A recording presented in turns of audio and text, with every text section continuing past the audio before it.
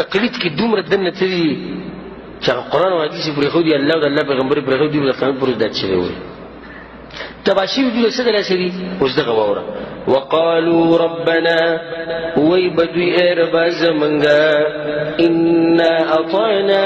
سادتنا وكبراءنا یقینا په دنیا کې منګه د خپلو مشرانو خبرې منلې وي فضلون السبیل نو بېشکه وي هغوی موږ ګمراه کړي د چا خبرې موږ منلې مشرانو ولې وایي دا پلار نیکه زموږ نه پوهېدي شو دغه خلکو ته یې واورېده یا الله موږ خو د پلار نیکه خبره منلې وه پیغمبر موږ پرېښودی و حدیث هم پرېښودي و قرآن هم پرېښودی دا خلک به داسې شوي وایي خلک اوس څه کوئ دغه مشرانو باندې خو تاسو ډېر مضبوط ولاړ وئ د مشرانو په مقابله کې خو تاسو قرآن او حدیث والا پسې کنځلې کولې د هغوی سره مقابله کوله تر دې چې د هغوی وجلو ته هم تیار وئ سنگرونو تزو په خندا او مستی د دین لاره کې تل ورکو قرباني تل ګرځي کو آزاد او حس کې شملي نظرانه مسرونه دل خپلواکي سنگرونو تزو په خندا او مستی الحمد لله وحده والصلاة والسلام على من لا نبي بعده د اهل سنت والجماعت د عقیدې سره تعلق لرونکو غیرتمندو مسلمانانو ورونو عقیدوي بدعتیان لا مذهب خناسان وکټوري اهل حدیث هغوی یو تهمت لګی او د تقلید په خلاف باندې د قرآن یو آیات پیش کوي او په هغې کې تحریف کوي تهمت دا لګی چې دوی په تقلید کې دومره ننوتي دي چې الله او د الله رسول یې پرېښی دی لعنت الله علی الکاذبین موږ د الله او د الله د رسول پیروي کوو د یو مجتهد په رهنمایي کې تقلید دغې ته وایي چې د یو مجتهد په رهنمایي کې د قرآن او سنت پیروي وکړی شي زموږ د اصول شاشي نه لیولې تر تلویح التوضیح پورې په هر کتاب کې دا لیکلی شوي چې زموږ اول دلیل کتاب الله دی او دویم دلیل هم سنت رسول الله صلی الله علیه وسلم دی خو زمونږ او د وهابیانو په مابین کې دا فرق دی چې مونږ قرآن او حدیث منو د یو مجتهد اعظم په رهنمایي کې مونږ الله او د الله د پیغمبر پیروي کوو د یو مجتهد په رهنمایي کې دوی د الله او د الله د پیغمبر د پیروي دعوه کوي د دې زمانې د یو ډالر خور په رهنمایي کې دوی د قرآن او د سنت د پیروي دعوه کوي د کونړي او پیښوري او باجوړي کوڅه ډب په رهنمایي کې دویم د تقلید په خلاف دوی یو آیات کریمه پیش کوي او په هغې کې خطرناک تحریف کوي تقریبا ځان د کفر سرحد ته رسوي په دې تحریف کې آیات کریمه دا دی چې یوم تقلب وجوههم فی النار یقولون یا لیتنا اطعنا الله واطعنا الرسول وقالوا ربنا انا اطعنا سادتنا وكبراءنا کفار به په اور کې الله پاک اړی را اړی او دوی به الته فریاد کوي چې الله پاکه کاش کې چې موږ د الله او د الله د پیغمبر پیروي کړې وې او بیا به وایي چې موږ خو د خپلو مشرانو پیروي کړې ده دا آیات د کفارو په باره کې نازل دی او دوی د مقلدینو په خلاف باندې پیش کوي چې د مقلدینو مخونه به مقلدین به الله پاک په اور کې اړی را اړی د څلورو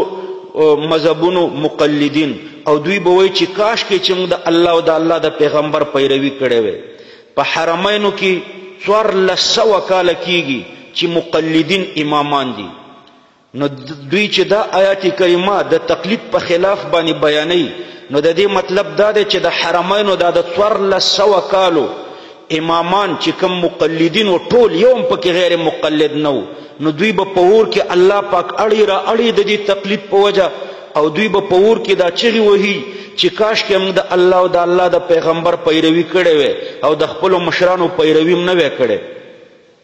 امام بخاری رحمه الله د امام شافعي مقلدو نو د دوی د دې فتوی مطابق به امام بخاری الله پاک په اور کې اړی را اړی معاذ الله او دا چغې به وهي چې کاش کې موږ د الله او د الله د پیغمبر پیروي کړې وې د وهابیانو شرح ده د مشکات الحق السری امین الله نیاز محمد کونړي لیکلې ده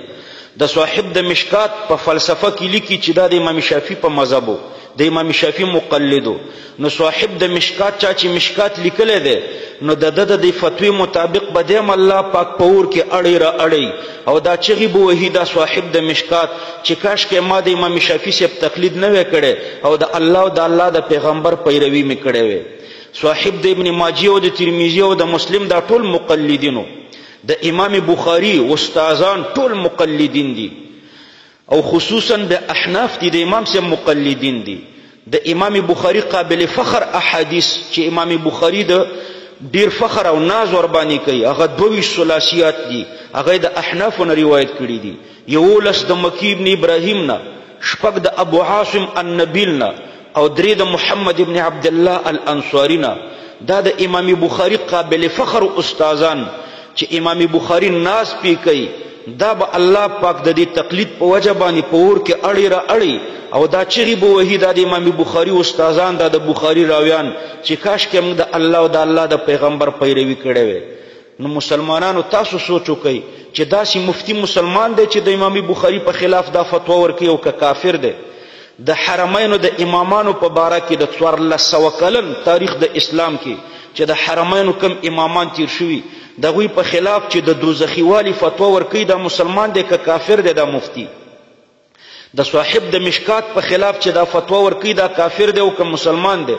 په دنیا کې تاسو سوچ وکئ 99 په زرو کې 999% مسلمانان مقلدین دي بلکې د دې هم زیات دي. صرف نیم په زرو کې 999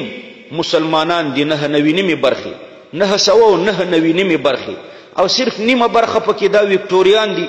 صرف دغه به بچي د الله د عذاب نه او د ټول نور دا ټول مسلمانان د دې آیات مصداق وګرځول چې یوم تقلب وجوههم فی النار یقولون یا لیتنا اطعنا الله واطعنا الرسول وقالوا ربنا انا اطعنا سادتنا وکبراءنا. تر دې پورې می د دې لامذهب خناس کفریات درته بیان کړم.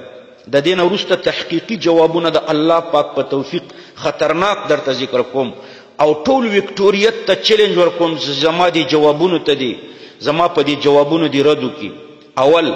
لامذهب خناسه په دې آیات کې خود الله او د رسول په مقابل کې د مشرانو د تقلید ذکر شوی دا د مقابل ټکی په خیال کې ساته. د الله او د رسول په مقابل کې د مشرانو د پیروي ذکر په دې آیات کې راغلی او د امامانو مقلدین ټول په دې متفق دي چې د الله او د رسول په مقابل کې موږ د امام سے پیروي نه کوو. موږ د نس په مقابل کې د هیڅ چا تقلید نه کوو او د امام سے هیڅ قولم د غیر متعارض نس نه دی مخالف. مو خود امام سے پیروي د الله او د الله د پیغمبر په مقابل کې نه کوو بلکې د الله او د الله د پیغمبر د امر مطابق کوو او د قرآن او حدیث د تشریح لپاره کوو. لا مذهب خناسه ته امامان د الله او د رسول سره مقابله کوونکي وګرځول دا د بل کفر. حالانکه امامان د الله او د رسول د حکمونو پابند او د هغې تشریح کوونکي دي. امامان دي د دې آیات مصداق کړه. مشرکانو به هم د خپلو پلارانو پیروي کوله او موږ د امامانو پیروي کوو. نو زموږ امامان دي د کفارو د مشرانو په شان باندې کړه لکه د کفارو مشران چې د قرآن او د سنت مقابله کوله. نو ستا مطلب دا دی چې د امامانم د قرآن او د سنت مقابله کوي. مقابله کوونکي خو کافری نو امامان ستا په فتوا کافر شو معاذ الله. دویم لا مذهب خناسه په دې آیات کریمه کې خو تقلیدي مضمون ذکر شوی دی چې هغه د نص په مقابل کې د بل چا تقلید دی او همدارنګه د غیر مجتهد تقلید پکې ذکر شوی دی لکه ته چې د ابن القیم او د شوکانی او د هریچند اندو پسې رواني او موږ تقلید محمود کوو د مجتهد تقلید کوو د نص په مقابل کې نه کوو. دریم لا مذهب خناس کې دا ثابته کړي چې د کفارو مشران مجتهدینو مو خو د الله او د رسول خبره منو د مجتهد په رهنمایي کې او دا خو د کفارو په باره کې الله نازل شوی د کفارو مشران غیر مجتهدینو. نو د مجتهد او د غیر مجتهد په غیر مجتهد باندې قیاسول بلکې مجتهدین په کفارو باندې قیاسول دا عین کفر دی. څلورم الزامن زه د لا مذهب خناس ته وایم چې ستاسو خو د خلو په ځای نور ځای وش کېدلو، نور بل ځای موش کولو د خلو په ځای باندې، چې د تقلید او د اتباع په مابین کې فرق دی. نو په دې آیات کې خو د تقلید ذکر نه دی راغلی، اطعنا د اتباع ذکر دی. د اتباع د پلرونو نفی ده، د تقلید د پلرونو نفی نشته. او غیر مقلدین اتباع تقلید ته متغایرین وی، ومزمت احد المتغایرین لا یستلزم مزمت الاخر. دلته غیر مقلدین خپل مسلک چې د تقلید او د اتباع او د اطاعت په مابین کې مغایرت ده، د خپل مسلک دلته پریښودلو. دلته د اطاعت او د اتباع ترجمه په تقلید وکړه. پنځمه تقلید ګوره ورونو په دوه قسمه ده. اول جایز چې په اجتهادي مسایلو کې د مجتهدینو تقلید او اتباع ده، او دوهم ناجایز چې هغه د غیر مجتهدینو تقلید او اتباع ده. نو په دې آیتونو کې دویم قسم تقلید او اتباع ذکر شوی ده، ځکه چې د کافرانو پلرونه او نیکونه مجتهدین نو. نو د ناجایز تقلید او اتباع لوجه د غیر مجتهد د پیروي لوجه جایز تقلید او اتباع ته، یعنی د مجتهد پیروي ته حرام ویل داسې دي لکه د سپۍ د شودو د وجه نه چې د غوا شودو ته یو څوک حرام وایي. غیر مقلدین وکټوریان دي دا ثابته کی چې د کافرانو آبا او اجداد مجتهدین وو، او د قرآن او حدیث شارحانو، او د دوی مذاهب مدون مرتبو لکه د ائمه اربعه په شان باندې. شپږم